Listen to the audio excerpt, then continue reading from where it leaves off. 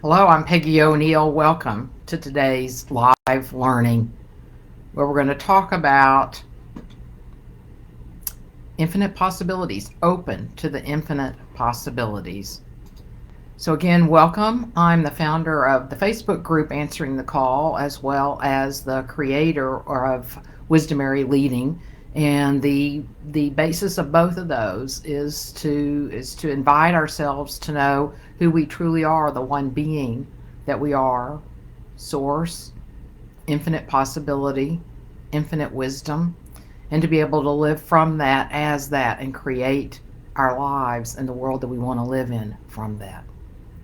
So, welcome. If you're here live, please say hi in the comments. If you're watching this on replay, please put in hashtag replay. If you have any questions or comments, put them in the chat. And if we're live, I'll answer them live. And if it's other times, I will come back and answer them. So, let's get started. So, again, today is open to the infinite possibilities. What we're going to explore is where do we look for infinite possibilities? How to stop dominating ourselves and open to possibilities, how to stay open, and then what to do with the insights and imaginings that will come to you as you open to infinite possibilities. Okay, so where do we look for the infinite possibilities? Let's say we want to open to the infinite possibilities. I should say a little bit more about that. So if you thought of a huge circle, like I'll draw it on this. Well, no, I can't do that. Anyway, if you thought just like a huge circle, and there's a tiny dot in that huge circle, that tiny dot is our finite mind. The huge circle is infinite possibility. The finite mind, even though I put it in that circle, can't access the circle. And in fact, the circle isn't really a circle. It's like the vast infinite space that we can't even imagine. So we're like a tiny dot, this finite mind, in this incredible universe of possibilities. And the finite mind can't even access those possibilities. So that's what we're talking about today, is relaxing our attention from our finite mind so that we can open to what's available to us if we don't let our mind take over all the time. It's useful when it's useful, but it's not useful for possibilities, creativity. I mean, if we try to create from the finite mind, then we're only going to create within what the finite mind knows. Still might be somewhat creative, but not the creativity that I'm talking about today. The creativity like Leonardo da Vinci had. He had a journal where he kept his ideas, and one of the things that was in the journal is like the precursor to the helicopter. Way back then, where there was absolutely no possibility of it being made into reality, but those ideas were coming to him way back then. So lots of ideas that can come to us, maybe about the way future, or maybe right now. So where do we look for those infinite possibilities? So we can start by thinking about wherever we're suffering in life. So maybe there's a pattern of not being good enough, or a pattern of poor relationships, or poor communication, or not making enough money, or let's see, what else could it be? Anyway, any place that we see a pattern of suffering, what some people call an old wound, which it is, till we do the work that can heal that wound. That's a good place to start. Yep, believe it or not. Why? That's the hole. That's why I call the Facebook group Answering the Call. That's the hole, or that's the hole by HOLE, that kind of hole.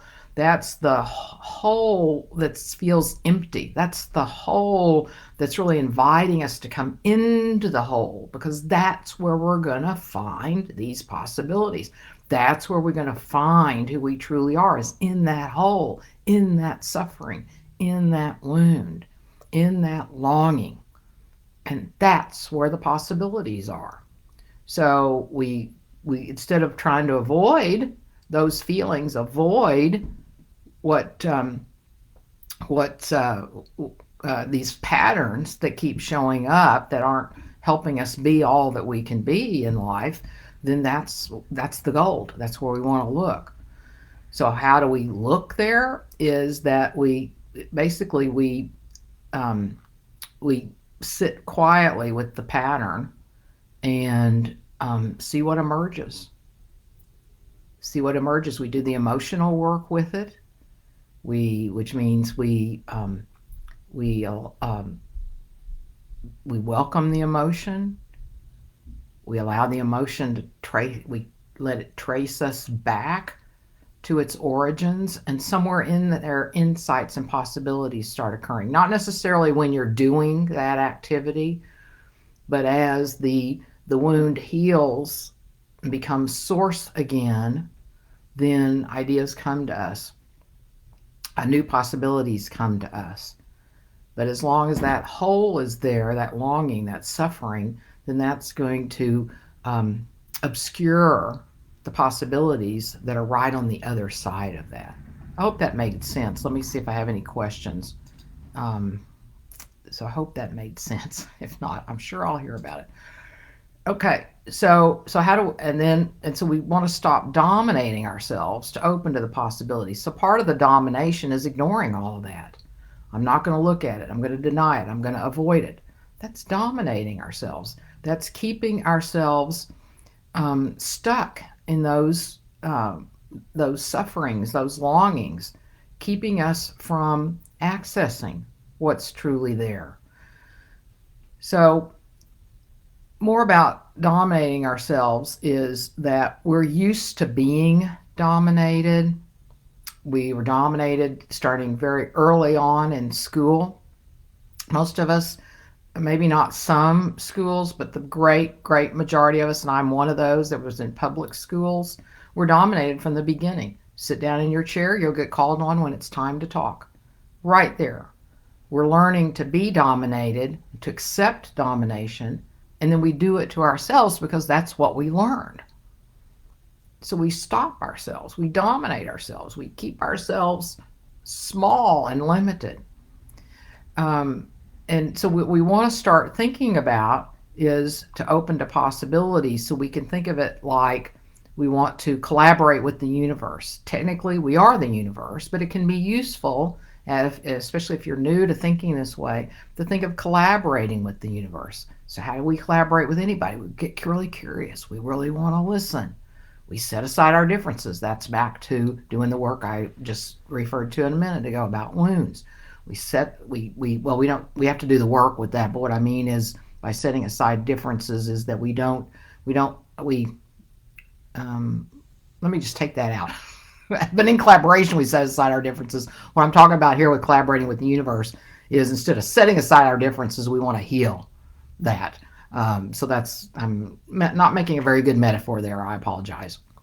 But hopefully, again, you understand that it's that we want to do the work so we don't have the differences within ourselves. So we're no longer conflicted within ourselves. We're no longer dominating ourselves, but freeing ourselves. Just like we would with another person, we set things aside so that we're free to really be there with the other person. So we want to do the work on our personal selves so that we're free to be in collaboration with the universe.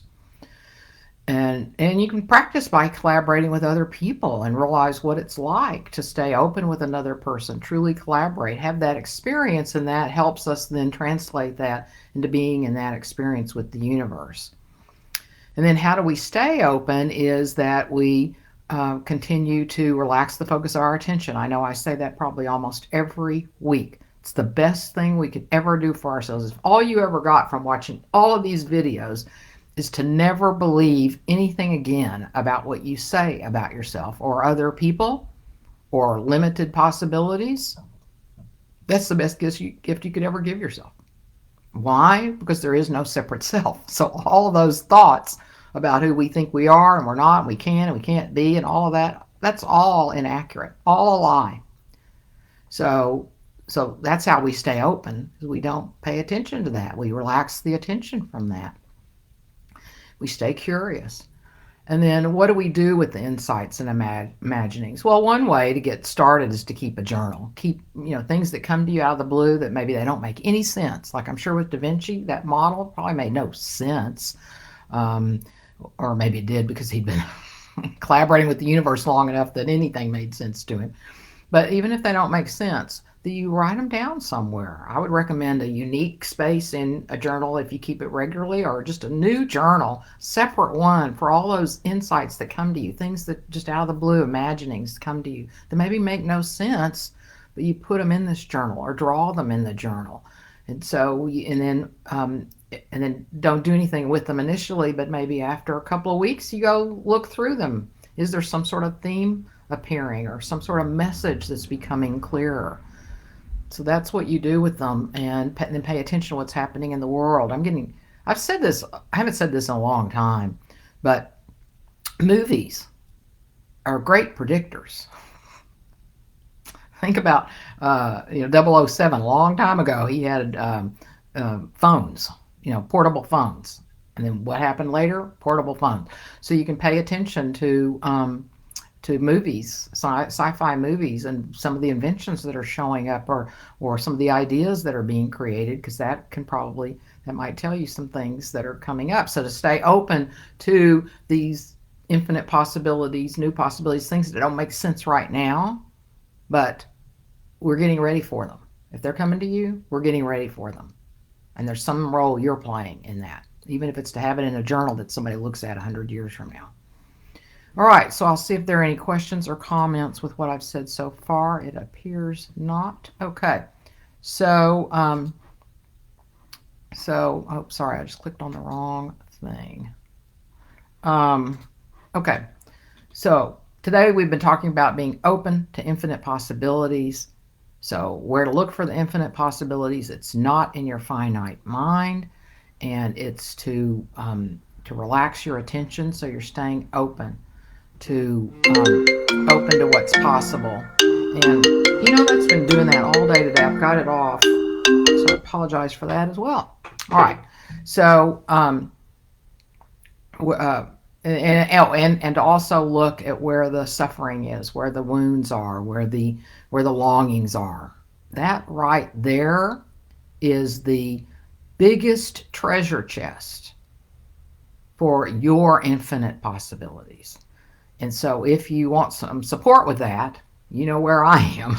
Reach out to me, and I can, on a free, I'm happy to offer a free session to help you start just to even know how to listen to those infinite possibilities in the longings that are the sufferings that are there. I mean, I've started a little bit here today, but in a quick session, it's hard to get into all the details. But again, the quick version of how to look at it is to notice what the patterns are that keep coming up that don't work for you in your life, and then to sit with them and what is that, and ask yourself, what is that reflecting about me? And you can write it out for a while and then read it back to yourself, and then you'll start seeing some themes, and that's going to give you some information about what possibilities are available for you that are hidden by these sufferings. How to stop dominating yourself and open to possibilities. So you quit listening to all of the naysaying voices of other people. But I was talking earlier today in this session about not listening to your own, not believing anything you say about yourself ever. So that'll help you open to possibilities because you're not listening to your limiting beliefs and thoughts. And then we stay open by relaxing the focus of our attention.